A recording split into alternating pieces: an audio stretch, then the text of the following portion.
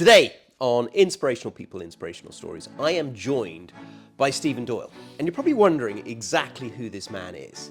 So if you think of the Irish Rambo, or Commando if you've seen that film, or Sniper if you've seen that film, or if you're a Bruce Lee fan, you might have seen a few of his films as well. This man's done them all. He's literally a trained sniper, trained martial artist, with the SAS they trained him actually, and many other things as well. And he's an absolutely fantastic guy. And what I love about him, I met him at a gig a few weeks ago, and he told me what he does now, and in terms of mental health advocacy and helping people in terms of, especially not just veterans, but also companies and people in terms of their mental health and their stress and everything like this. So we're going to have a lot of conversations about everything from this man's past in terms of the tours, the 7 tours he's done over in the Middle East, to working with Northern Ireland, and then now helping people throughout the world in terms of mental health and advocacy as well. So Stephen, welcome to the show.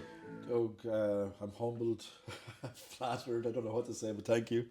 No, well, it was an absolute pleasure meeting you a few weeks ago. It was obviously at the Ukrainian Business Summit. Yeah. And I'm very grateful for you coming along. Thank you so much.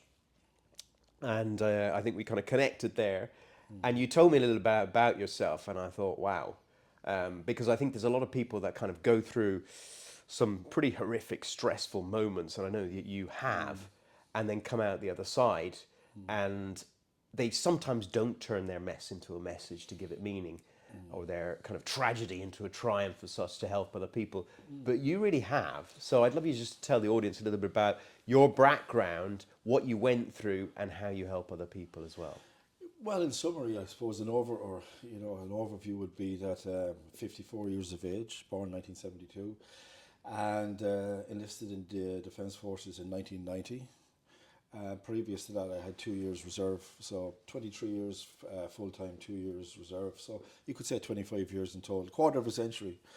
So it's a big chunk of time in a man's life, 6 months basic training, and then after that, then posted to the 2nd Cavalry Squadron in Cattlebrook Barracks, which is an operational unit with a diplomatic role. We provide ceremonial escort to all visiting heads of state, and especially the Commander-in-Chief, President of Ireland, who I was lucky enough and honoured to be with Mary McAleese for 3 years actually, but prior to that was Mary Robinson. So we had 2 female presidents, which was a seismic thing for the Irish history, and it was great to be a part of that, And during that time then, I spent in the first 10 years of my armed forces career 6 tours of duty in the Middle East. Why did I spend 6 tours of duty in the Middle East? Well, the reality is that after my first tour of duty, which was pretty intense, a lot of our positions took direct and indirect fire, and we took a casualty out there, 2 casualties, 1 wounded, 1 dead, Peter Ward, God rest him, coming in to extract a chap that was pinned down in a village in South Lebanon in Al-Joran. And that was towards the end of the trip, September, but prior to that, all our positions in all our villages and all our areas were under constant threat and constant attack, One of the roles we did out there, actually, I know you're interested to hear about that, is that we provided a safe and secure environment for the local indigenous population. And one of those roles would be a thing called harvest patrols, because unfortunately, a lot of the farmers sometimes became casualties through indiscriminate fire or indirect fire or UXOs, unexploded ordnance, all that kind of stuff. So we acted as a literal deterrent to deter any casualties, injuries, or any disruption to the whole commerce of the area, So we're pivotal in that, And but anyway, I came home from that tour of duty, and I got the bug, to call it, in the military. You see it a lot in guys, especially if they've been involved in a high intensity trip. Everything becomes mundane when you come home. It becomes kind of stale, or kind of boring, I suppose is a word you could use, So you're looking for that excitement, you're looking for that rush, you're looking for that buzz, you're looking for that sense of identity and sense of belonging, And Sebastian Junger writes about it very well in his book Tribe there. He speaks about the, from an anthropological perspective, from evolution from civilian to soldier to veteran, and how the need to belong. And how polarized we are in society now. the irony of this society is that we have so many multiple ways of communicating, but nobody actually communicates. You know what I mean? So I love the military life because it was pretty primitive in the regard that, you know, when I was out there was no such thing as laptops, computers, or phones. In fact, if you wanted to communicate with your family, you had an aerogram, a blue aerogram, which was free post. So it was like an A4 sheet. You wrote it and you folded it in on a selfie and you sent it, and then you waited 2 or 3 weeks for a reply. So that was your communication with the outside world. So, and you know what? I think it was, to be fair, you know, modern communication and commerce is all well and good, but we need to get back to the human factor. And AI is a big problem at the moment. But just getting back to heart, you know. I agree. You know, I mean, speaking to people from the heart, the language of the heart, you know. But prior to my first tour of duty, it's funny, I was with the diplomatic, you know, ceremonial presidential escort. We were also heavily involved in ATCP, Anti-Civil Power Operations, which means providing armed security for banks, you know, explosives escorts, prisoner escorts for high-value targets that were to and from special criminal courts, stuff like that. So it was a very intense and very busy time during that time, what the British Armed Forces called the Troubles. So, you know, we had our own role to play down here.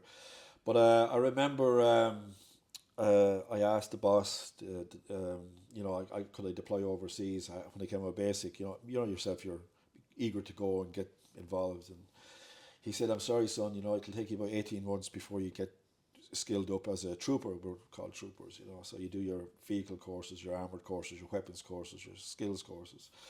So I was like, "Oh, jeez." So I was, I love boxing, and but I wasn't a great boxer now. I'm going to be very honest with you. They used to call me Canvas Doyle because only joking. I was actually quite good in the sense that I wasn't tactical or you know, but I was very good at taking abuse.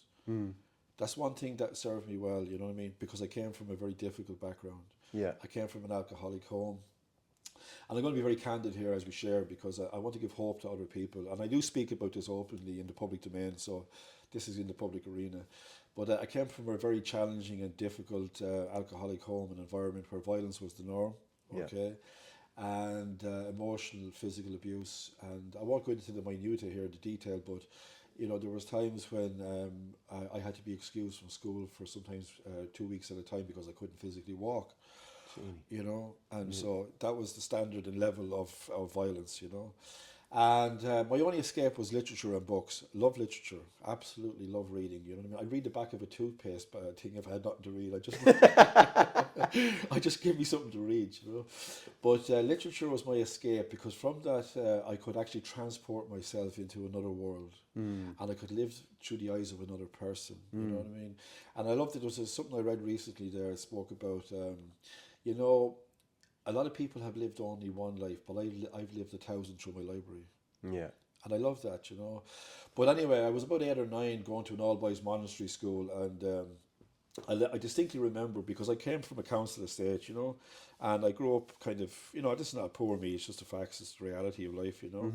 Because I don't do the poor me, I'm not into that. You know what I mean? As you know, someone said to me, "Get down off the cross, we need the wood." Fair enough. But yeah, so we had no school uniform at the time, so we were wearing hand-me-downs. So it was very easy to distinguish who was who and from what tier of society they were from. And unfortunately, being humans, we have a bias. Whether you like it or not, everybody has a bias. But we need to check ourselves if we do have a bias and be more empathetic and humane to the person, you know, counter that. But that aside, you know, so when they brought in the school uniform, I was delighted, you know, because everybody was kind of the same. You can still pick out who was who, like, you know what I mean? But it was kind of a balance then, you know? Yeah. But because I came from a very difficult home, and because, you know, obviously the violence was extreme, and there was a teacher there who, you know, I was a very good looking boy, little pretty, like, you know, blonde haired, blue eyed chap, and you know, he took advantage of me for a number of years, like, while I was there, and it tore the heart out of my chest. It ripped it completely out of my chest. And I don't want to go into the graphic detail either, or the minutiae of it, but it left a scar, and it left a wound that cut me to my core. And I remember distinctly reading a passage from prose in the class one day, and he had taken advantage of me, and the tears were running down my face. And I remember closing the book. I distinctly remember this. I'm vividly looking at it now as I speak to you, and I distinctly remember closing the book, and that was my last refuge. School was my escape, and that was my last refuge, and that was crushed. So I was angry then after that, you know. So I went into secondary school, and I was filled with kind of what I call latent hostility and rage for society, for leadership, for, you know, because you're born into a world where you not so much you expect to be protected, but you don't expect to be abused. Yeah, yeah. You don't expect to be taken advantage of. You don't expect people to be that inhumane, you know. And so I was lucky enough that the caretaker in the school was a neighbour of my granddad's. Yeah. So I used to always, my granddad was a fireman. I always looked up to him when he was in World War II, and he was my hero. You know, I really, really loved him, you know. He used to always say to me, he had several sayings, but one of them I always liked. He says, son, because you know, I was a little bit, obviously because of the abuse and the sexual abuse and everything else and the violence, you know, you try to become invisible. I found out through counselling that's quite normal. To protect the individual, you try to become a non-entity so you don't attract attention. Or you become a high performer, you become a perfectionist so Yeah. nobody can judge you. Yeah, So yeah. you go from it's one polar opposite to the other. Yeah, yeah. And I totally understand that because that was the trajectory of my life. Yeah. And we'll talk about that. But my granddad was a hero to me, and he says, son, you know, you wouldn't have a lot of friends because, you know, you were kind of isolating yourself a little bit. And he said, son, if you're honest in this world and true to yourself, just like in, I think it's Hamlet, Act 3, isn't it, one, Polonius to his son, this above all else that I know self be true. You know, he says, if you're true to yourself and true to others, you mightn't get a lot of friends, but you get the right friends. Yeah. It's quality over quantity. Yeah. You 100%. know, and so these are little things that stayed with me over my time and kind of carried me. You know what I mean? And gave sense to the madness and sense to the kind of hurt. You know. I didn't know all of that. I think you briefly told me when we met. But to put that on top of all the things you went through in terms of war and the army and stuff like that, that puts you in a very position of knowing in terms of mental health, stress, PTSD, and all of those, which I know you've been diagnosed with. Is it complex PTSD? Complex PTSD. Yeah, Yes, so CPTSD. Yeah. so all of those together puts you in a place of now I understand why you're helping other people in terms of not just vets but other people in organizations as well. Do you think that the childhood that you went through kind of almost led you down the path towards the army? Is Oh, that 100%. yeah? Absolutely. You know, you see it time and again in films and books, you know, and it's kind of like a cliche, but it is true. The guy that came from nowhere, that was worthless, that was nothing, that was devalued. I won't say overcompensated, but you know, you seek out danger. You want to test yourself. You want to challenge yourself. You want to push yourself. You want to prove. And the reality is, you want to win the accolade. You don't want to stand on the podium at number one. It's not about the crowd, the massing crowd. It's about the internal feeling of worth, validation. Yeah. I'm not dirt. I'm not somebody's sex toy. I'm not somebody's, you know, whatever. I'm actually a worthwhile human being, and I have a purpose, and I have a mission, and I'm a good person. I'm not a victim. I'm a survivor. Yeah. Totally different. But sometimes there can be Pyrrhic victories. You can achieve, and self-sabotage was a big problem with me in my life. Hugely, like, and this is, I know, self-praise is no praise, but you know, I'd be very much self-educated. I read avidly. I can't stop reading, and I'm always inquiring about other people, learning from their mistakes. You know, I like Napoleon. What he used to say was, "Never interrupt your enemy when he's making a mistake, but learn." I always try to study other people, see where they fell, Yeah. so you don't repeat that. You know. Yeah, yeah. And but yeah, like the wound and the scars and the hurt and the pain is indescribable. Like, you know what I mean, that I carried for all my adolescent years. Because in order for me to function as a human being, I couldn't feel pain and I couldn't feel hurt. So by extension, I couldn't feel happiness and I couldn't feel joy. I was just a husk, hollowed out inside, functioning, not living. Yeah, You know what I mean? And this is something that became apparent throughout my counselling, and that it's nothing wrong to feel that way. They were perfectly normal feelings, because you challenge yourself then, you say, why am I feeling like this? And Jesus, I'm not right, I'm not normal. And then you go through these schools of recovery and thought and say, no, you're perfectly normal. What else would you feel? Yeah. So in order for me, like I shouldn't probably tell any graphic stories, but you know, I tell one story, I guess, if it gives some sort of insight into the barbaric inhumanity of it. I'm very. My dad's still alive, right? And I love him. And I visit him on his birthdays and Christmas, and I see him throughout the year occasionally, and I mean occasionally. Yeah. You know, but I need to protect him and be sensitive towards him too. But this will just give you a snapshot of the violence, right?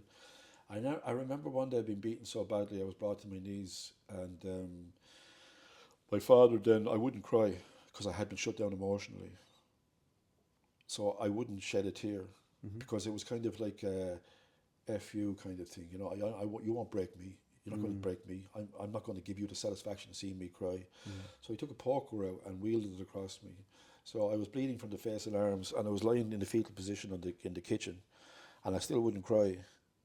So if you're ever in a supermarket and you see a sacks of table pillars, the plastic, so he burst that open and covered me in it. So I had a physical reaction to the pain because of the salt and the wounds. So the tears started to come, but they weren't from the heart. They were an automated physical reaction to the nerves being salt. So that's just one example. Now I know this is going out into the public arena, but I'm sensitive to other people's feelings. I'm also sensitive to the fact that my dad's still alive. And you might say, how can you love somebody like that? V.F. Franklin talks about it in his book in Logotherapy, about his time in the Auschwitz concentration camps. You know what I mean? The greatest gift you can have is forgiveness. 100%.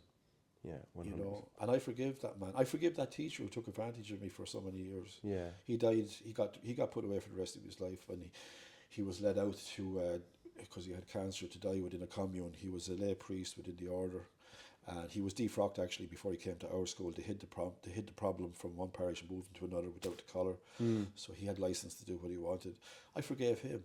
Yeah. I put my head down at night and I look up at the ceiling and I have complete peace. You might think that's nonsense. I tell you now, never once do I wish ill on anybody. Never once do I look back and I say, I hate that person. All I say is, I forgive you. Because I'm not going to give negative energy to something that's going to destroy my present or future. That's past. 100%. Yeah, I love that. And actually, forgiveness is so important for people because it doesn't just help in terms of the person there. It also helps you be able to move forward in life. And I think sometimes people ask me, oh, I don't know why I'm not succeeding in my business or whatever. And I often say to them, I said, do you have anybody you need to forgive? Is there anybody in the outside world that you're not forgiving? Because if there's something in you that you're still holding a grudge in, maybe you're not showing gratitude for life and open yourself up to receive more in the future. 100%. So what you basically did, and what I did as a youth, was I built up a fortress around me, a wall to protect me, but it also stunted me because I couldn't allow anything in. The light couldn't come in either, you know. Yeah. But look, so the neighbour of my granddad, who I love dearly, and I used to stay with my granddad a lot to get away from my father's violence, right? He was the boxing coach in the local community school, and he took a shine to me. He could see. He's a guy, little, you know what I mean. He's got a bit of spark in him, but he could also see the hurt. And I have 2 left feet, right? I couldn't kick snow off a rope, but he got me into the club Tuesday, Thursday nights in the ring. And that got me into fitness as well, because we do a lot of circuit training for maybe 45 minutes or whatever, and then we do ring work, you know, rope work. And then on the weekends, then we'd have our tournaments. We'd have our local tournaments where we'd be boxing and, you know, all that kind of stuff. But I had a few KOs, and it wasn't because I was technically proficient. I could absorb any amount of punishment. You could beat me with a pickaxe handle and I'll get up. I says, right, let's go, let's dance. You know what I mean? Why? Because I was already conditioned mentally. I wouldn't cry. Yeah. It's not that I didn't feel pain. It's that I didn't let pain rule me. I was going to say, you're not going to put me down. The only way you're going to put me down is with a bullet or in a hole in the ground. I'll keep getting up. I'll keep coming back. Well, that's it. Because I mentioned Rambo earlier on, but also Rocky makes that amazing speech about it's not about how hard you can hit, it's how hard you can be hit and still get up and can keep going. Yeah. 100%. You know what I mean? Muhammad Ali, he perfected the open a rope where he wasn't that technically proficient either. He wasn't actually the best boxer of his day, but he found out how to tax the opposing guy, and so he used to dance with him and tax him out, and he'd exhaust him, and in the third round, then he'd come in with a sucker punch and drop him. You know, you know, because your man was so tired. And there's a lot of people out there that might be listening, and they're more accustomed to the boardroom rather than the battlefield. Yeah.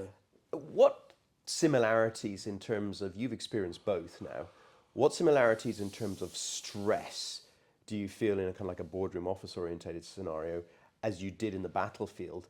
And what did you learn from the battlefield in terms of how to be resilient and control that you still utilize now? Okay, yeah. So, yeah, I'm involved with a lot of blue chip companies as a consultant and advisor and in-house trainer as well. I won't name them here because obviously they're, sensitive to their needs. And but in a combat arena, people say the Irish Army, they'd never seen anything, never did anything. But tell that to the widows of Peter Ward. Tell that to the family of Billy Keaton, who was killed in action when I was overseas in the 81st Battalion. I was lucky enough to be invited back by the Minister of Defence and the Chief of Staff there last year, actually, because I was part of the QRF, the Quick Reaction Force, that was supposed to try and get him in and extricate the guys that were killed and wounded in the village. But obviously, because it was so hostile, we were stood back, and so anyone that tells me, okay, yeah, I'll take it for granted, we're not an offensive army. But when we hold our ground, we do it well, and onto death, and that's not been overly dramatic. Our people have stood in harm's way and gone into harm's way, but we haven't put harm your way. Yeah. And I'm very proud to have said I served in the armed forces. So the first thing that I would think about when you said that to me, mindset and team. Yeah. It's not about me; it's about we. Yeah.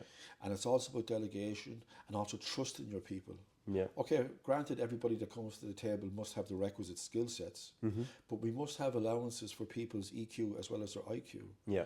I think I'm going to be very honest with you. I've had guys that were in the forces, and I was an instructor in the army, and certain instructors would say to me, "We're going to bin him." Why? Because it just doesn't fit the frame, or he's not up to task. KSS, knowledge, skills, attitude. I says he's the right attitude. We can train him, we can give him the skills, and he'll get the experience, but he has heart. I says, when there's trouble and the rounds are coming down, he'll be beside you. There's a lot of guys that are going to come in here and give you what you want to hear, but they'll be gone when the smoke starts rising.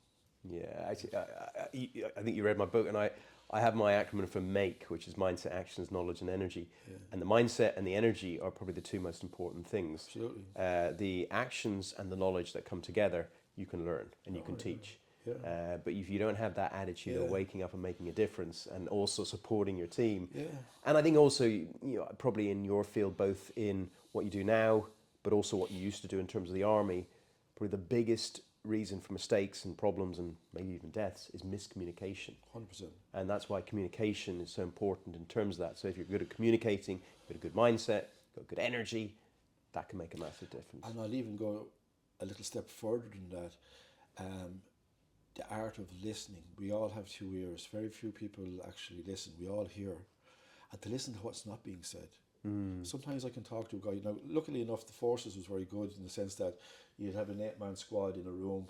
You'd be part of a team, quick reaction force. Like I said, we were the Battalion Fire Brigade, which was called the Battalion Mobile Reserve. So if there was an incident or anything within the AOR, area of responsibility, we would be deployed within 5 minutes notice. We didn't question how dangerous it was or what was going on in that area. It could be benign, it could be nothing, but it also could be very serious, which it has been, and people have lost their lives in those direct actions, right? So, I know we spoke loosely about certain things that happened over there. I'll elaborate on that further down the line, but you did stand in harm's way, and you had to trust the guy beside you. I didn't want the guy who was the best shot. I didn't want the guy who was the best runner. He got the fastest time in the 10K, or he got the highest score in the firing range, right? I wanted the guy, if you've got a guy that's average, right, but he's going to be there for you and give you his life, put his life on the line for you. That's the guy you want with you. He's going the distance, Okay, the shiny guy, as I call him, the guy that's able to say, look at me, I can run a 10k in such a time, 33 minutes, 34 minutes competitively. I can fire, at that target from 1,000 yards away, get a 4-inch group. Yeah, that's great. That's sterile conditions. What are you going to do under stress? What are you going to do when the thumb screws are coming on you? Are you going to still be there? I don't care how good you are. I care what you're made of. Yeah. You know what I mean? Yeah. You know? And in terms of what you're made of now, I mean, like, you're doing a lot of the mental health advocacy stuff, and I know you're involved with the veterans and everything like that here as well. What's the kind of stuff that you're doing, and how do you help them? Yeah, well, I've been very lucky that I don't know if I could lead into how that happened. Does that make sense? Yeah, absolutely. Yeah, okay. So I came out of the forces in 013, and I was lucky enough to be associated with a chap that had a security company in Ireland, made up of a lot of special forces and police types and stuff like that, and regular guys too. But we were doing, security and protection for high value targets, Northern Ireland, Republic, I won't name where we were working, what we were doing, but, and I'm not trying to be all mystery about that. It's just, it was a very high risk job, and it was very sensitive, and there was a legitimate threat on us as an entity as well. And so I did that for a time, and then I became head of security for a data center for a while. We were subcontracted in, and I did that for about 2 to 3 years, and it didn't suit me at all. You know what I mean? I very much like the interaction with people, the variety. You know what I mean? The variables. I like kind of that. I don't like routine. You know what I mean? I like something that's kind of going to challenge you, but also going to, encourage you and fill you with a purpose. So I then went out as an industry trainer, and one of the guys said to me one day, he says, Steve, you're barred from the Blarney Stone. And I said, why? He says, because you have the gift of the gab. He says, really? He says, yeah. He says, you should be a teacher. He says, that's your role in life. And I said, I don't know. He says, think about it. He says, all the experience you have, all the places you've been, all the things you've seen, why don't you put that into making money? And I said, there's a lot of money in it. Like, you know what I mean? You can charge a premium if you get good at it, So I says, well, how do we get into that scene? He says, well, you have to do X, Y, and Z, train the trainer courses and all these upskilling and stuff like that. And it came to about 4, 5, 6K, maybe even short of 10K by the time you had done all these jump through the hoops and circles, So he was a beautiful man. And what he said to me, he says, I have my own business, I have my own company, I really like it. And I says, I'll tell you what I'll do, I'll fund all that. I says, I'm going to pay for all that training, and all you have to do is work for me for about a year or two, and I'll just take a percent. It was like an interest-free bridging loan. Yeah. I'll just take a percentage back of each project you work on. Very good. I says, because I want to see you succeed. And that's what's wonderful about people out there. People always think about the negative people. There's so many people out there that are, I think there's about, I can hand on heart say, and I look at things half full, not half empty glass, 90% of people are generally good people. You just remember the crappy words. I can't use the I don't want to use the bad words. Yeah. But and that's all it is. It's like the pebble in the shoe. Yeah. It's only small, but by God, it's irritating. Yeah. You know what I mean? Yeah. So I did that, and I worked for him, and then I went out and I built up my own client portfolio, and I established my own client base. I built my own reputation, and things were going very well until May of 24, and I broke my back in a car accident. Oh, gee. Yeah, so I was going to work one morning, it was about 5:30, 6 in the morning, car accident, flipped 3 or 4 times, and next thing I knew, the irony of it is when you are going to die, your life does flash before you, but everything is in slow motion. And I'm like this spinning around in this car, right? And eventually it's on its roof and it's skidding into a bog in a field, like, and I'm looking out through the window that I just come back in through, because and I've just said to myself, so this is how it ends. And I was upside down in the car, and because I was trained as a medic as well, and I'm a fully licensed EMT at the moment. I worked for 2 years during COVID on in the ambulances, because you couldn't teach, you couldn't train, there was no physical one-to-one, so I was lucky to be able to keep the lights on. But I remember distinctly being upside down in the car, and I said, this is not good. But you shouldn't move if you have a neck injury or back Yeah, injury. yeah, But I'm upside down in this car and I'm in a bog, yeah? yeah. And I don't know if this thing is going down or what's happening. Right? So I press the button and I fall and the door comes ajar. I pull myself up onto the side of the door and I go to walk away from the car and I can feel this crunch, literally hear it. And my L1 to L4 are smashed in a million pieces, broke, yeah? So I'm out in the middle of this field, it's 5:30 in the morning, there's mist falling, okay? And, you know, I probably was in a lot of shock, but I'm thinking to myself, nobody knows I'm out here. I have a broken back in the middle of a field, in the rain, in a bog, and I think that there's a good chance if I'm not found, I get hypothermic, you know? Yeah, yeah. So we're getting into a bad place now. So I crawl across the field, right? I'm dragging my legs behind me. It was only 2 years ago, right? Yeah. You're not the army guy that you were like 10, 20 years ago. So yeah, I always kept fit though. You know, fitness was my savior. Yeah. But so I'm crawling across the field, dragging my legs behind me, you know, and I get out onto the side of the road, and I'm kind of like, and this car comes down the road, and I'm like, and he stops, and it's a van.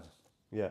And he's a guy delivering papers to the local shops. You know, they throw him into the doorway, the Star, the New, whatever, the bundles of papers. Yeah, he's a delivery guy. He said, "Man, you okay? You need help?" I said, "What do you think?" He says, "Well, I get an ambulance." I said, "You know what I mean? Do I have to write you letters?" And could he see the car off the road? Or No, because it was so far into the field. Oh, genie. You know what I mean? So that's what I mean. I would have died of hypothermia in the middle of the field with a broken back, you know? Blimey. And so the ambulance arrived. I was taken to Kilkenny. They're not orthopedic. I was just quickly triaged. Yeah. And I was in and out of consciousness. And then the next day I woke up around 4 in the afternoon in a traction bed in a full body brace with my back brace, head and everything, you know.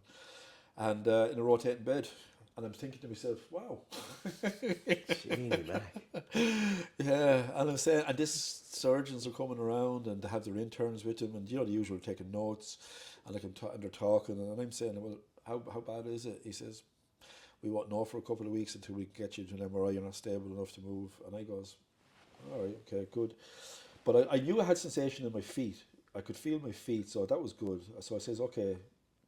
Yeah, the central nervous system, CNS or whatever, you know, it's pretty okay. But the problem was, like, they didn't know the extent of the damage with regard to could I walk or would I walk, you know what I mean? Or if I did, what level of mobility I would have, you know? And so it was very precarious. And, you know, they were talking about fusing my back, they were talking about all these different interventions. And then he said, he gave me these options, right? And I says, no, I'll tough it out. I says, I'll go the hard road, you know? He says, good. He says, because long term, he says, that's the right way to go. We want to avoid an operation. So it took me a couple of weeks in hospital, nearly 2 months, and then I had to go home, and I was downstairs in a bed. I live in an old schoolhouse, so we have a downstairs bedroom, guest room. So I didn't have to mount the stairs. But yeah, it was 4 or 5 months before I was able to. It's nearly a year recovery and more now, because I had a great achievement the other day. I cut the lawn for the first time in over a year. Oh wow, that's Because amazing. I had to get a contractor in prior to that. Yeah. So I got the mower out, but prior to that I couldn't do anything of physical nature, you know. And how are you now? Good. Yeah. Slow recovery. Still doing physio. I do a lot of calisthenics. I always do body weight exercises. Yeah. But I'm not doing gym. But I do go to the pool just for resistance training and anaerobic training, you know. Very good. So yeah, I just try to keep everything very basic, very simple, and baby steps, you know what I mean? And again, I'm sure your past, the army, your upbringing, all that kind of stuff helped in Mental terms of toughness. resilience. Yeah, huge. Yeah. Huge. So you spoke about the boardroom there, like, and I always believe that, you know, if there's a failure, you look at yourself, not the team, Agree. because you selected that team. Yeah. When you point the finger, there's always three three pointing pointing back back, at you. yeah. Yeah. 100%. Yeah. You know, and your words. I love the acronym, and the 4 agreements. I can't remember the author, but be impeccable with your word, Yes. because absolutely. everything you send out can affect somebody, Yeah, exactly. and it comes back to you tenfold. I agree. I always say your word is your wand, Your word is your and word. the sentences you say can be the sentences you condemn others to. So speak positively for what you want, Yeah. rather than what you don't want. I love that. Yeah. And like, I always like the word WORD. If you put S before it, it's a sword. Yeah. Words become a sword. Yeah, that's you true. can damage people, and 100%. you know, and it's so important with self-talk. Yeah. before you even speak to anybody, speak to yourself in the morning. Yeah. I'm the best. And you do that now? Yeah. Yeah, absolutely. What other stuff? I mean, obviously, self-talk, resilience, control of the mind, self-awareness, all positive things in terms of emotional intelligence that I'm sure you do and you help people with. Yeah. What else do you meditate? What else do you Yeah, I like to meditate. You know, prayer is talking to God. And I'm made religious now because I was in Kosovo. I spent a lot of time in Northern Ireland on the border with the military, and we were involved in, you know, without going into detail, I remember, I think it was around 95, Cavan was part of a special search team, and I don't know if you know the border, but back then there was no actual border. There was just unapproved roads where, like Lackey Bridge in Cavan would be British Army guys would come in, engineers, and detonate them. So they would be forced through choke points where there'd be vehicle checkpoints by the British Army. So all these other unapproved areas were then opened up by the local, obviously, IRA and stuff like that. They put girders across them and stuff, and they become then gateways and passages in and out of the north. But they were also used then for depositing people like bodies. So because the area, the border was so vague, there would be a little bit of contention with the MIO, the military intelligence officers either side, you know. No, it's your jurisdiction. No, it's your jurisdiction. You go and pick it up. You go and pick it up, because the body could be booby trapped. Yeah. And it could be a lure then for British Army Patrol to come in and you know, have a secondary device. Yeah. So, I remember distinctly in '95 I was based in Cavan, and I was an attachment up there for a while, and we were sent out, and I remember distinctly because it was summertime and the body had been there for a few days, and eventually, you know, our people went in with the robot and remote, you know, where people do fly tipping, make sure that it's a secure and safe area and that there's no UXOs, IEDs or booby traps and stuff. But yeah, you know, so you didn't have to leave the country to see conflict or No. kind of Certainly not in those days. all that kind of stuff, like, you know. And so, you know, And tell me, so obviously in the past it was very much infantry orientated war, face to face, all that. Yeah. We were talking before the show that now things have changed. It's not just about that anymore. It's cyber attacks, it's trade wars, it's different type of warfare that's happening now compared to the old days. Obviously, a lot of drones were happening in Iran more recently. I mean, you're now helping a lot of people in terms of cybersecurity and, you know, defense against cyber attacks and everything like that. Is that the way you think that kind of thing might be going in the future? yeah, the conventional, you know, war space, if you want to call it that, was air, land, and sea. Then the Americans you know, they just came back from the moon there, you know, outer space. You know what I mean? But the real threat is cyberspace. You know, we do a lot of work for a lot of people, like clients, individuals, and you know, obviously corporates. So debugging operations, technical TCM operations, you know, boardrooms, homes, hotels, stuff like that. And then if there's added services required, we have strategic partners then that would provide, like say, close protection or residential security teams. It depends on the level of threat, you know. And but cyberspace, it all comes back to cyberspace. You know what I mean? It all comes back to how much information have you given out indiscriminately. So, for example, Facebook and any of these other platforms that you subscribe to, you may think they're innocent, and they are, and they have merit. They're good for engaging. They're good for kind of, you know, obviously you have to filter everything that you read and see, but on the whole, they're harmless enough. But you can't be naive. Okay, you'll have these innocent enough games. You know, and one of them might be, what's your dog's favourite name? Or what's the name of, or how would you call this dog? And all these kind of little ploys, there's little things that they'll do. But what you don't realise is that over time, maybe 4, 5, 6, 8 weeks, they can build a profile of you. They know your name, they know your date of birth, they know where you live, they know your budgie's pet name. They have all this now. If they want to do a brute force attack on your password now, they have already the advantage because they can use these without having to kind of spend. That's the whole reason that cyber attacks fail. How much time does it take to attack you? If you're hardened, if you're target hardened enough, they have to go onto a softer target. But if you've already given them all the information, they're already 2/3 of the way there. And then people are wondering then how they're hacked. It's very easy. It's very simple. You've already given them all the information innocently, like, you know. So you need to be aware, not paranoid. You need to be very selective about how you present yourself and what you say and what you post, you know what I mean? Absolutely. So, army to cyber. Well, you were a mercenary almost at one stage, helping other people, and then in terms of client protection, everything like that, and then you've gone on now to cybersecurity, but also doing the mental health stuff. Just going back to the mental health stuff, because obviously that's something that really interests me. I know you a little bit now because you've come into my WhatsApp group and we've been on social media together, and I can tell you're a very giving person. And often they say giving to others is sometimes the greatest gift to ourselves, but also sometimes I find that people have gone through such things that you've gone through.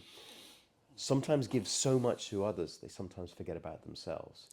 What do you do in terms of self-care to look after yourself, to get yourself in the best possible state in this day and age? Do you know the art of doing nothing is actually an art? Very good. It's very hard for people to do. Yeah, I don't know how many million thoughts you have during the day, yeah. but you have to be selective. I'm very selective about what I listen to. There's no radio or TV on in my home. Now, I'm not living like a caveman. Yeah. I get the business news. I get the weather. But after that, I select what I listen to. I might, with the missus now, I might watch a TV. For example, Saturday night, we went for a lovely walk with the dog and stuff like that. Big walk, big into walking, I like walking. Me too. Yeah. And she says, what we do, what will we watch? I says, well, I'm not watching the TV, I says, because there's very little on it. I said, I'm not the channel hopping. So I dug out an old DVD, Cool Hand Luke, Paul Newman. Okay, very good. But the subliminal message in it about the humanity of the individual. Funnily enough, he's a guy that comes back from World War II. He's decorated, and he comes to the side of School of Hard Knocks. So I got a bit of identification with him as well. I've watched it about 1,000 times. I have certain movies like that as well.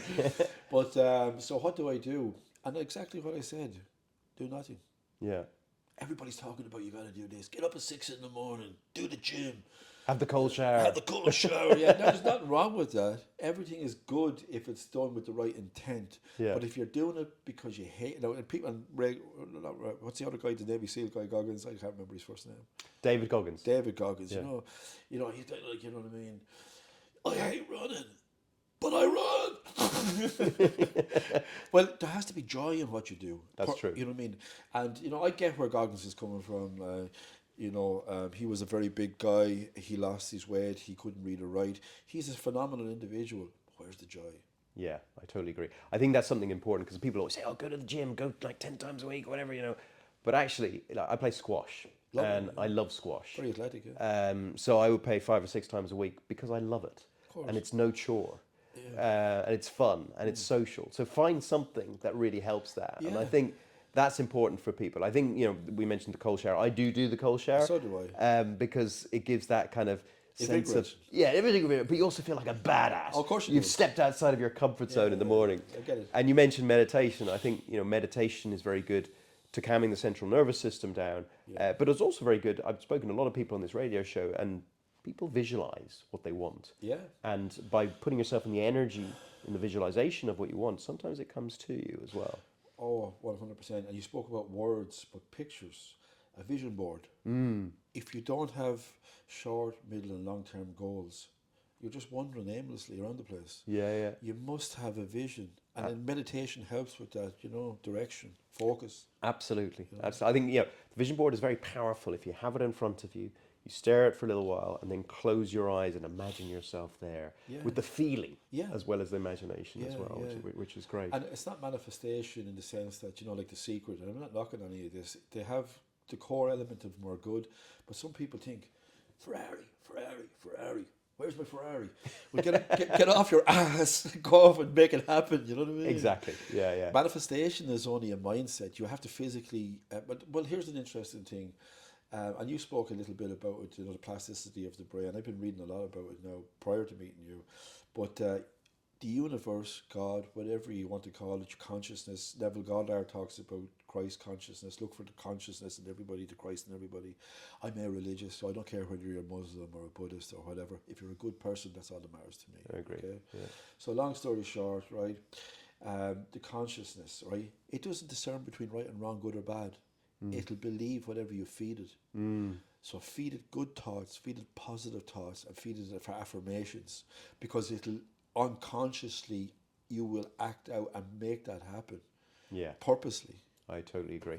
I also say, and I said it obviously in the presentation that you came to, is that the world is made up of night and day, darkness and light, and we're always going to have dark times, difficult times. Yeah.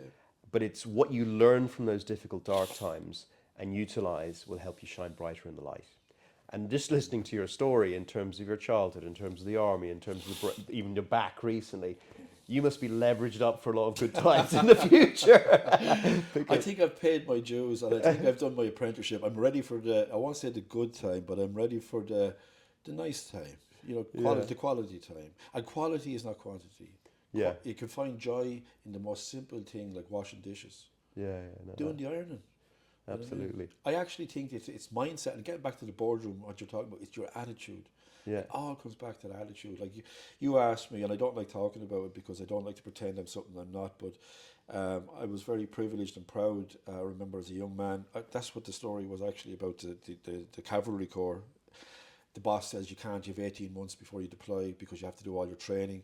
So this bulletin came around for the Special Forces, right? And I want to preface I was never in the Special Forces, but I did a lot of Special Forces training, like sniping, parachuting, unarmed combat instructor, all that high level, high intensity stuff, right? So there's a difference between serving and training with them. Yeah. So I just want to be very honest and candid about that. Yeah. Because there's a lot of people out there that are trying to pretend they're something they're not. Yeah. But long story short, I remember we went on a selection course called Yankee. I think it was October of 91, 92. But anyway, it was a winter course because I have summer selection and winter selection. It's like the SAS, it's the very same kind of 4-week standard. And I'm not comparing them to each other either, like for like. But all Northern Hemisphere SF groups all have the same type of selection procedure at the time, But 113 people rocked up on a Sunday night. 4 weeks later, there was 8 of us. The attrition rate was pretty high. Wow. And I wasn't the fittest guy on the course. I was probably the maddest. A lot of people say he was crazy. But I remember, here, look I'll just be open and honest about it. There was 4 weeks I know people are interested in that kind of, insight into that world. Yeah. But there was 4 phases. We had the first phase, week 1, was height obstacles, claustrophobic tests, water obstacles, all those kind of pass or fail tests. If you couldn't show your ability in any one of those environments, you won't move to phase 2. Phase 2 then was small unit tactics kind of assessments before you went into phase 3, which is the mountain phase. And then the last phase then would be like a tactical phase, where previous to that you were doing long endurance marches. You've been assessed as a team in a high intensity, high stress environments, So there was 4 phases to it. I remember we were in the swimming pool. We were hooded in the back of a truck and all face down, the usual disorientation type stuff, sensory deprivation, all that. But I had previously been in the gym as an unarmed combat instructor, training up as an instructor, so I knew when I smelled the chlorine, oh, that smells familiar. And the next thing I know, I'm being held down and I'm hogtied, and there's a power hose in my face, and I'm being they're asking, what's your number rank name? What's your number rank name? And of course, you don't give them, the proper details, And the next thing I know, but this is the irony of it. You asked me, in some way, my mental toughness had prepared me for my military life, my corporate world. But I remember distinctly, I was in the pool and we were hogtied, and I was hooded, and we were being dragged up and down. Number around there, number around there, number around there. And next thing we dropped into the pool. So I wasn't the fittest guy on the course, but every time I went down to the bottom of the pool and came up, I said to myself, this is, and there was guys around me freaking out, like you see in the Navy SEALs on TV, literally having mental breakdowns. Get me out of here, get me out of here. You know what I mean? And I just said, put me in again. That's why they thought you were mad. This guy's not well. Give it to me harder. Gee, man. Yeah. That is mad. Yeah. But I suppose all of that then, that really does show that you're, the preparation for that started very young for you, unfortunately. I've gone through a lot of counselling, and I'm very honest about my mental health, okay? I remember when I started my basic training, 2nd Battalion in Dublin, the first thing the sergeant said to us We all fell in. We had been there for about 2 to 3 days, going through the Q block, the quartermaster block, getting all our bits and bobs. So we were all dressed and attired and on the parade ground. He said, "Gentlemen," he says, "welcome to the 2nd Battalion." You know what I mean? He says, and then he went through a lineage of stuff that he'd been involved in. "We're very proud to have done X, Y, Z, B, all that, and the next thing he says, "You don't have to be mad, but it will help." Because things are about to get crazy, you know what I mean? And in terms of counselling and craziness and all that kind of stuff, you obviously gone through, as you said, diagnosed with complex PTSD. If you look back now, what were the kind of symptoms that you can see that you had, in case anybody's out there that might have it and doesn't even know?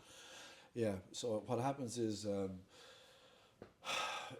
complex PTSD, you can isolate. It's not that you're a loner, but you don't, it's like you can't communicate. You're hurting so bad inside. You're going from one extreme to another, a whirlwind of emotions, like the eye of a storm, to complete numbness. It's there's never that middle ground. Okay, that's intense rage, born out of intense hurt, or intense apathy. Yeah. You know what I mean? Lack of desire, lack of drive, lack of purpose. And so what do you do? And Paul, I think the chap that played for Ireland there, Paul... O'Donnell? No, the football chap.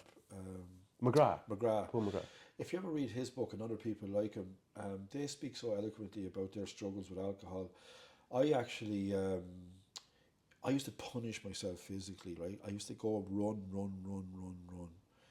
Probably a kind of a Goggins thing, this guy in the USA, David Goggins thing. I wasn't an ultra runner, but you want to run the hate out of you. But you don't want to hurt anybody. Yeah. You don't want to cause harm to anybody. Yeah. Because you have a good heart. Yeah. And I'm not going to be, a false modesty or anything like that, but I know I have a good heart. And that sometimes can be my cross too, because you feel things a lot more. Yeah. And so you punish yourself and you push yourself. But in the absence, you can only run for so long. I used to go up to the Phoenix Park and go running and up and down the Furry Glen and all the hill running and stuff like that. Go do weights. But you can only do that for so long. And then there's that lull. And because you're carrying around this shame as well, right? The shame of being abused by a supposed protector and the stigma that's attached to that. There is no stigma attached to it. I didn't invite it into my life. I didn't ask for it. It was put upon me. Yeah. But you feel a deep sense of shame. Yeah. And you can't speak about it because you don't want anybody to know you're weak or perceived to be weak. And you don't want anyone to know that you feel afraid. And you don't want anyone to know that you have anxiety attacks and panic attacks. Because as you made in the intro, I know we're having a bit of fun there, you know what I mean? But you are a hard man. Give it to me. Yeah. Push me. Yeah. I'll show you how far I'll go because I'm prepared to die. There's a difference between me and you. You're afraid to get hurt. I'm not afraid to die. That's the difference between me and you. Yeah. And that's the level of mentality that people adopt because they have seen death. I'm not talking about in the military, but they have literally witnessed death. And they've had their life brought to the edge. Yeah. So everything after that then is nothing. Yeah.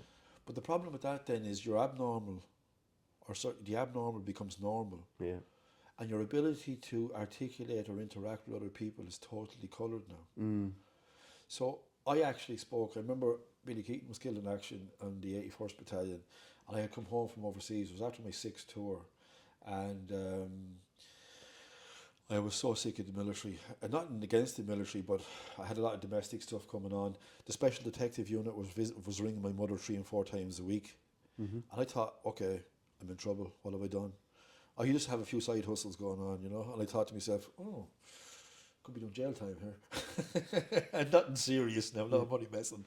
But you know what I mean? Have I broken? Have I done something? Why are the police investigating me? And when I eventually went into the police station in the town that I grew up in, they said, we're doing a historical review of this man and all the people in his care. And he says, he's pleading not guilty, and we need somebody that will stand up and vocalise what was done to them so that we can put him away. And I made out a 5-page statement. I put it together for them. They were in plain clothes like yourself. It was very you know, humane and stuff. The Garda uniform wasn't on. There was special crime unit. And the next thing, anyway, I sat down with them and I gave them a 5-page statement of what, in graphic detail, what went on. And I can remember one guy, I thought he was actually going to start crying when he read it. And I just says, you know, harden yourself up there, son. You said that. he was just showing empathy towards Showing it. empathy. Bless, You yeah. know what I mean? So you want to toughen up there, son, you know? And do you find that you've got a beautiful partner now, and she's all obviously into yoga and everything like that Yeah. now. Have you gone through it now where you actually, because you do say you do feel it in your heart, so are you, because you're almost like putting this protective layer up. Yeah. Are you able to let the layer come down? Oh, absolutely. But it took me a long time. Yeah. Like I have, you know, I won't be like, I have 2 failed relationships. I have an ex-wife in America. Yeah. You know, I have an ex-partner here. I'm divorced as well. Yeah. You know, but my current partner, it took me a long time for me to allow myself to be vulnerable enough to be me. Yeah. And that's been very, very, very, very honest with you. Yeah. You know what I mean? And you'll find a lot of guys that are ex-forces or high achievers or people who have been involved, you know. As I said, the irony of it is the very fact that they're high achievers is because of their need to be, not so much needed, but to be validated from within. Their self-validation, Yeah, you know. yeah. And it's a kind of oxymoron, isn't it? It's kind of a paradox. But yeah, so the partner that I'm with today, you know, for the first time in my life, since I had a breakdown last year, and a breakdown is a breakthrough. And what they told me then, as I was alluding to there as we were talking, I know we're kind of chit-chatting and it's kind of fluid, but in some, I want to say perverse way, the psychiatric team in the psychiatric unit, right, they actually said to me, had you not gone through what you went through as a youth, you probably wouldn't have survived what you've seen in adulthood. Because I was actually involved in situations overseas where guys did have breakdowns. Yeah. You know what I mean? And, you know. And how do you support, because you're obviously helping the veterans now. Yeah. Men, you said earlier on, men sometimes find it difficult to express emotions and be vulnerable. Are you finding, because of what you've gone through, you can help more people do that? Or Yeah, I love helping people today, and I don't actively seek people out, but people have sought me out, still do seek me out, because they feel like it's like the confessional, it's a safe place. yeah, I feel like, you know what, a lot of people wouldn't know my story. This is the first time I've ever publicly now been as candid and as graphic, and I haven't even been graphic, but I had to give a kind of a short of course, window into the world that I came from, you know. Yeah, it's kind of cathartic. It's like the starfish. I shared it with you a while ago. You know, the analogy of the starfish. You know what I mean? 1,000 starfish on the shoreline. The old man meets the little boy. He says, "Son, what are you doing?" He says, "I'm throwing starfish back into the sea." He says, "But there's thousands of them, you know, after a storm." He says, "But you can't save them all." He says, "But I saved that one." exactly, yeah. No, we can't save everybody, but it's a ripple effect. But you must remember, right, if you're active in addiction and if you're actively dysfunctional, and I don't like to use that word, but that is the reality, you're not functioning as a part of society because of your mental health issues, okay? You're either acting out or acting in, okay? So what's that doing to the people around you? Exactly. There could be at least 10, 15, 20 people affected by you. Now, you're not intentionally affecting those people because you want to upset them. Because when you're in a mental health crisis, you don't even know you're in a mental health crisis. Yeah. You're hurting. Yeah. But the reverse is also true. That little starfish, by helping that one person, you could have had a ripple effect of about 20 people, right? See those 20 people? Each one of those affects 20 people. So 20 by 20. Exactly. Yeah. You've just done, by helping one person, you good at maths, 20 by 20? The hamster up here doesn't work half the time. No, it's so true. I think, and actually, it all starts with you. I think when you take responsibility for yourself, your self-care, your positive thinking, your motivation, your inspiration, your sense of purpose, that then emanates onto other people around you as well. Oh, it's a beautiful thing. It's a wonderful thing. And we're running out of time. I'd love to know, like, a couple of questions that are interlinked. First question: if you were speaking to your younger 18-year-old self now, what would you say to that man? Okay, I'm going to speak what comes to the fore and comes to mind straight away. Take nothing seriously. Yeah. Absolutely nothing. Everything comes and goes. This too shall pass. It's the use in the 12-step program. You know, embrace the joy and endure the trials. Love that. But take a message from everything. Yeah. And the only way you can keep that message is by giving it away. So, you know, to have a saying in the 12-step recovery program, surrender to win, die to live, and give away to keep. It's the complete reverse of the world mindset. Surrender to self. You know, what am I obsessing about? Do I have things in my life that are, you know, whatever they are? It may be gambling. It could be something. It could be something innocent. Yeah. But surrender to it. Yeah. You know, die to live, die to self. Yeah. You know what I mean? And give away to keep. You know, when you meet somebody, Spike Milligan, the smile, the poem. I can't remember it all, but let's affect the world. I think it's the last two lines of it. You know what I mean? You know, he starts off with a little smile. He passes it on to somebody else. Yeah. That goes on to somebody else. But if everybody is reading this, has the time, it's a lovely little little ditty, as I call them. You know, It's so true, though, isn't it? You could be walking along the street, you just don't know what the other person's going through, but if you give them a smile and you say hello and you mean it from the heart, you can make the difference for that person's life on that day. well, I can't remember the exact order of the quote, but I regularly paraphrase it when I'm talking to people in posts. But I must look it up again. You know, people may not remember what you said, but they'll always remember how you made them feel. Yeah. And what I like with our organisation, like I have a deep pool of people at the very top level with regard to their industry specifics. Okay, so I can reach out on a project. If I get a project, I can pull a team together. We can deliver to anyone and anything. But what we always get is we don't market or advertise anything. It's all organic. Why? Because people came away with a feeling, right? And what I like to say is, you came for the education, but you stayed for the experience. Yeah, exactly. Yeah. You know what I mean? And that's why you obviously came along to my talks.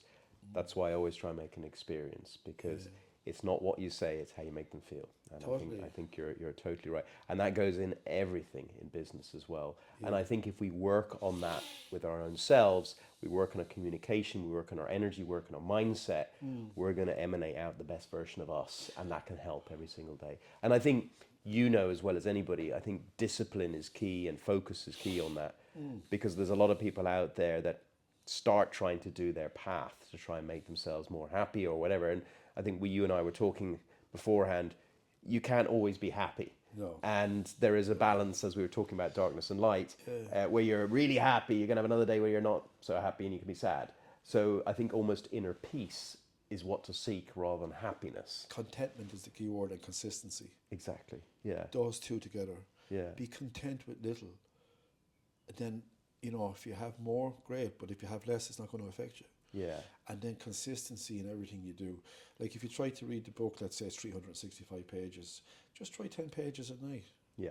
You know what I mean? Don't try to sit down and digest it in one go. And the same with life. And you said something brilliant earlier on as well, was that you came back and from obviously being in the battlefield or whatever, and you were kind of sitting there going, what next? Because you weren't getting those dopamine hits. Yeah. And although a lot of us listening don't have that battlefield experience, nowadays the battlefield is the, on the social media or the toxic relationship or the toxic boss. And I think it's important to be able to balance that inner peace, as you say, aim for contentment rather than happiness, and we might just find that happiness comes anyway through that. I think your first challenge and your first conquest is self.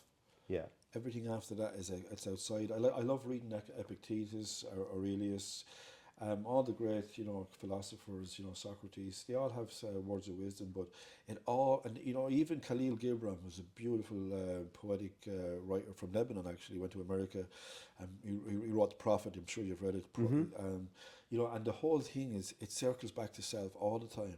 All the time. Yeah. So your answers are always here. Yeah. The problem is always you. Yeah, the solution is always you. Exactly. Yeah, I have in my book I have an acronym for narcissist, which is neglected awareness, reflecting conditions in suppressed self, instigating soul transition. And what I mean by that is that the hardest people that come into our lives are sometimes the one that reflect back the areas that we need to self-improve in ourselves. That is so true. You see something in another, the first thing you do is look at yourself. I think in the Bible, I don't know, I'm not going to be bashing the Bible here, but is it first remove the plank in your own eye before you see the speck in your brother's? Exactly. I can't remember who wrote it, no Matthew or Luke, but Yeah. I love that as well. Look to yourself first. Yeah. You know what I mean? Yeah. Always look to yourself. And I think it's so important. I think if people have gone through what you went through or whatever it might have been, is to maybe sit down and think, okay, that was then. The past is history. The future is mystery. The present is a gift. So I live in the now. What did I learn from the past that has actually helped me become a better version of myself now? Yeah.